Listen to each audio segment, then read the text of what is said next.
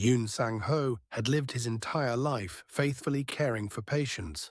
After losing his wife early to cancer, living with his only son's family had become his sole comfort.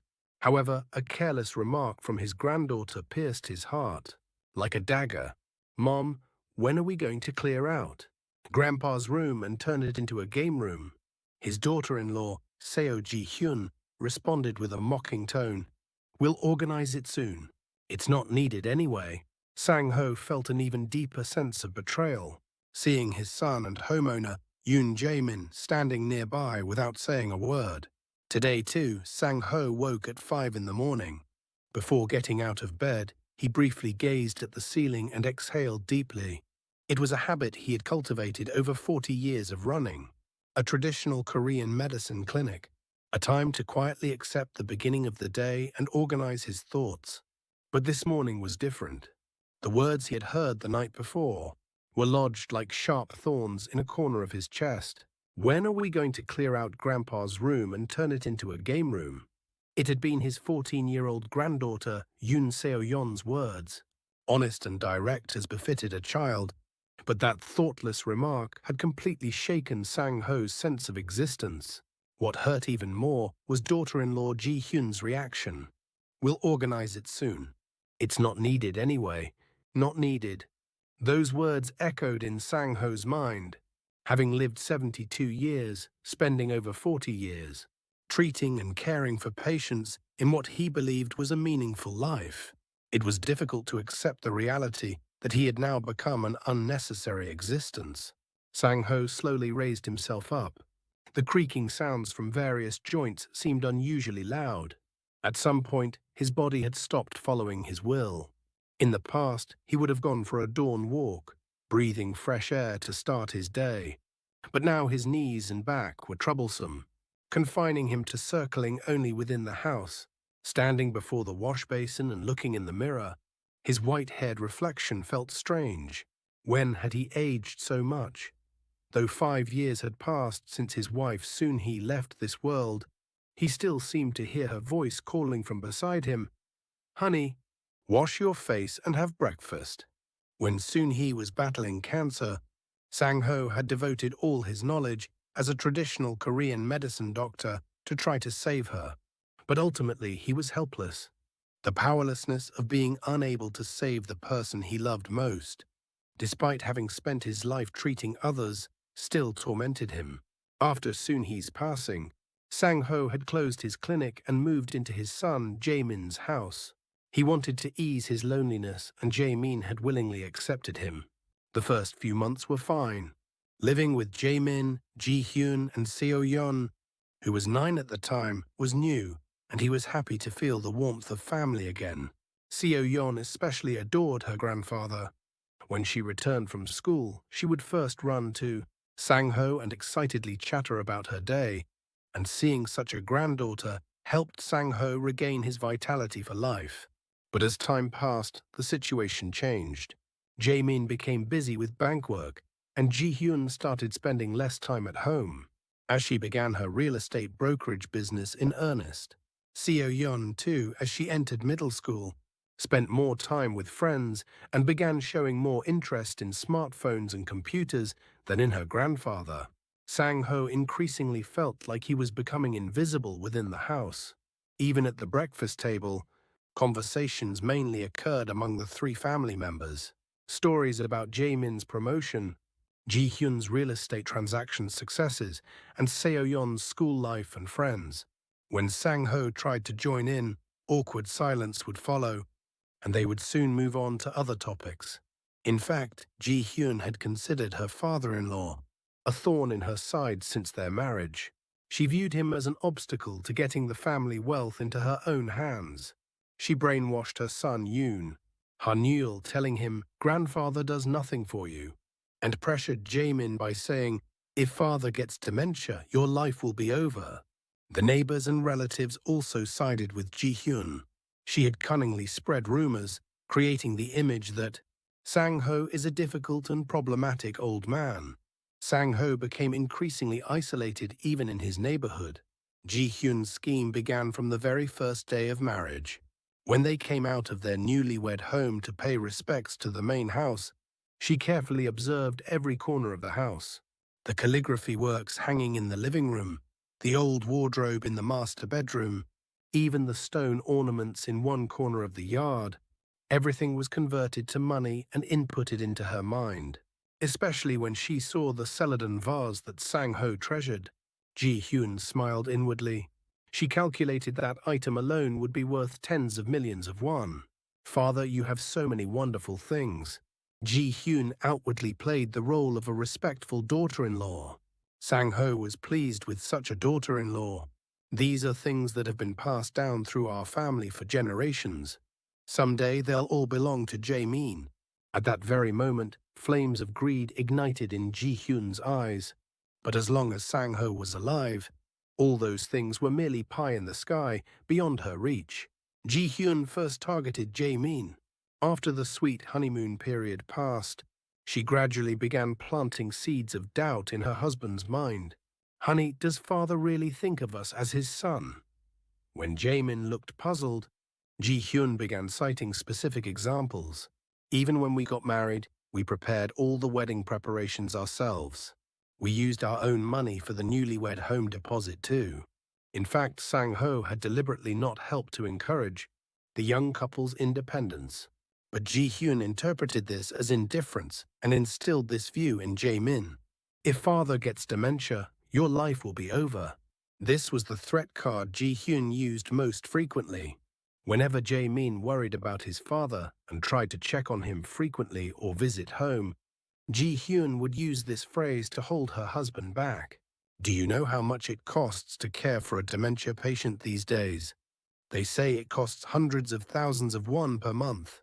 Where would we get such money in our household budget? Jae-min was gradually persuaded by his wife's words.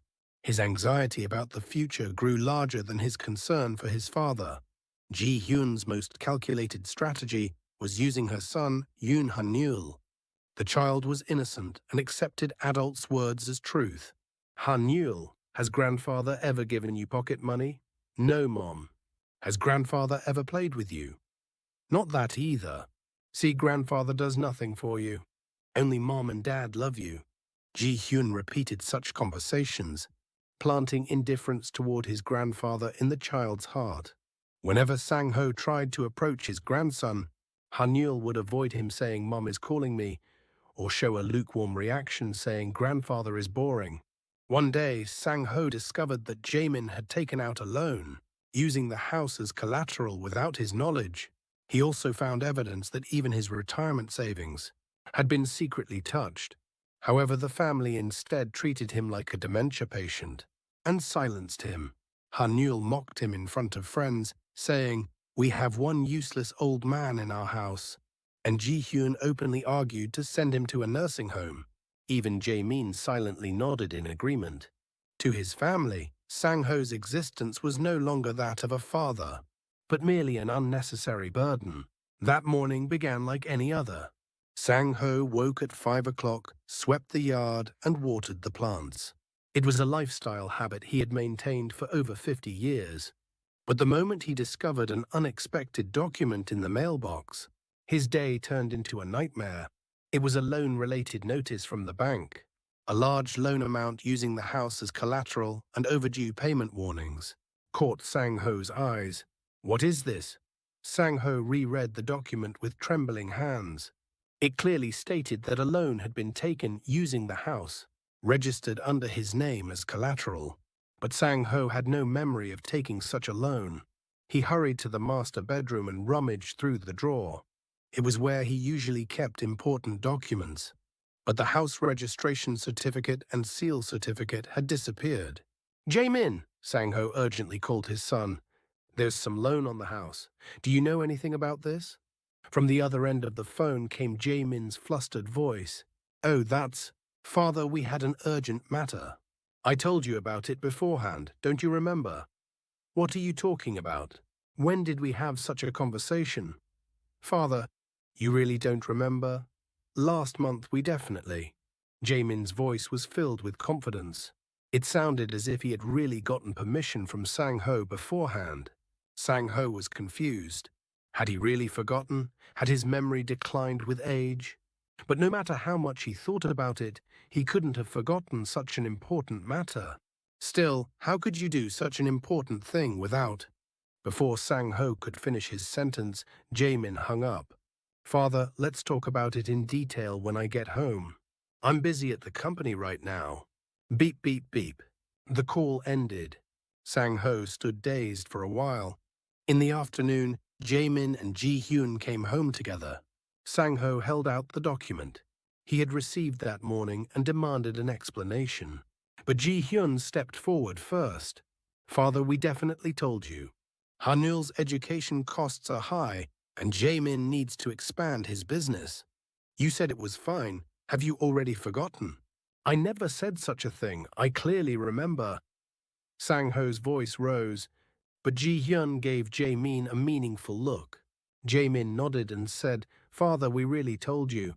You said, since it's for the family, handle it as you see fit at that time. As the two insisted in unison, Sang-ho became even more confused. Had he really forgotten? But deep in his heart, he felt an intuition that something was wrong. Then at least I must have signed the documents directly, right? Of course. You did it yourself, Father. Ji-hyun's answer sounded matter-of-fact. Even in despair, Sang-ho did not crumble. Through the patients he had cared for in the past and his network of connections, he found a lawyer and discovered that there were legal flaws.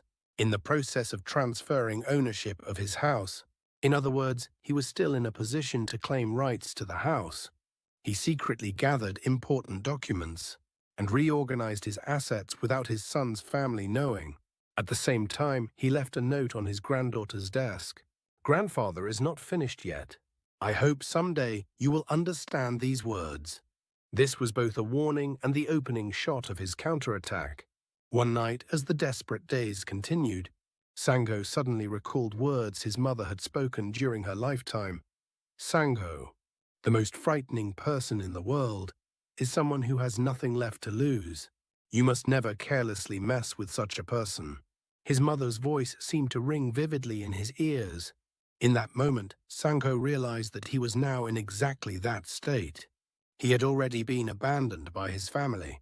His assets had been stolen, and even his dignity had been trampled upon. He had nothing left to lose.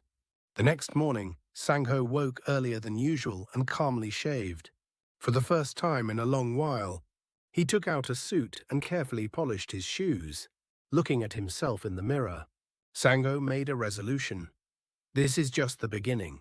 The sharpness that had disappeared from his eyes over the past few months was coming back to life. His first destination was the hospital run by his old friend, Director Park. He was a colleague Sang-ho had worked with in his younger days, who had now become a successful hospital director. Sang-ho, it's been a long time, but your face looks much more gaunt. Director Park welcomed him warmly, but sensed something unusual in Sang-ho's expression. Director Park, I have a favor to ask. Sang-ho honestly opened up about his situation. He told him everything about how his family was portraying him as a dementia patient, while siphoning off his assets, and how even his house had been used as collateral. Director Park was shocked. How could such a thing happen? Did your family really do that? Yes, they did. Now I have to fight back. Director Park thought for a moment, then pulled out a business card from his desk drawer. This is Lawyer Kim, who specializes in family asset disputes. He's really skilled, and above all, he has integrity, so if you mention my name, he'll help you. Sang-ho gratefully accepted the card. It was hope he hadn't felt in a long time. When Sang-ho visited Lawyer Kim's office, he explained his situation in detail. The young lawyer listened seriously, sometimes unable to hide his anger. This is a truly malicious case.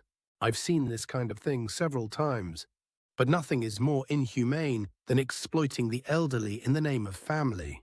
Sang-ho was no longer a powerless old man. While his son's family was away on vacation, he organized the house and went through the sale process with his lawyer. He transferred part of the remaining money to overseas accounts and used the rest to prepare for his new life. At dawn, he headed to Incheon Airport. A calm smile spread across the face of the old man, who had lived only for his family for decades. Now it's time to live my own life. As the plane took off, his past humiliation and wounds were flying away with it. Victory in court came to Sang-ho faster than expected. Faced with lawyer Kim's meticulous preparation and clear evidence, Jaemin and Ji-hyun were helpless. Everything was exposed in broad daylight: the forged signatures, the unauthorized withdrawal of bank books, and even the attempt to manipulate him into appearing as a dementia patient. The judge delivered a strong rebuke, calling it a malicious case of elder abuse and asset embezzlement under the name of family. The defendants not only caused psychological damage to the victim, but also committed acts that are socially unacceptable. The judge's voice echoed through the courtroom. Jaemin could only hang his head in silence, while Ji-hyun glared at Sang-ho with a pale face. But Sang-ho's expression was calm. Deep sadness rather than joy of victory filled his heart. As they left the courtroom, lawyer Kim congratulated him. "Sir, it was truly a perfect victory. You got your house back and even received compensation." But Sang-ho couldn't smile. "Lawyer, is this really a victory? Winning against my own son in court?" Lawyer Kim gently patted Sang-ho's shoulder. "Sir, sometimes you must draw a line even with those you love. What you did was justified." Returning home, Sang-ho savored the quiet for the first time in a long while. Jaemin and Ji-hyun were busy running around with legal matters, and Yoon-hanil was staying with relatives. Alone in the house, Sang-ho reflected on the past years. Every corner of this house was soaked with memories shared with family. But now those memories were no longer warm. That night, Sang-ho made a momentous decision. He could no longer stay here. The relationship with his family was already damaged beyond repair, and the neighbors' gazes were uncomfortable. Above all, he realized what he truly wanted in life. Having lived 70 years for others, he now wanted to live for himself. From the next day, Sang-ho began systematic preparations. First, he contacted lawyer Kim to request the sale of the house. "Sir, are you really going to sell it? There might still be a chance to reconcile with your son." "No, lawyer. It's already too late. And I have other plans now." Sang-ho's plan was surprisingly meticulous. Through connections he had made with foreign patients during his younger days as a nurse, he had already gathered information about settling abroad. He particularly knew that Koreans formed a small community in a certain Southeast Asian city. It seemed like a new start would be possible there. What do you think? Have you ever seen wounds hidden under the name of family? Have you ever found the courage to leave instead of enduring? Please share your feelings from that moment.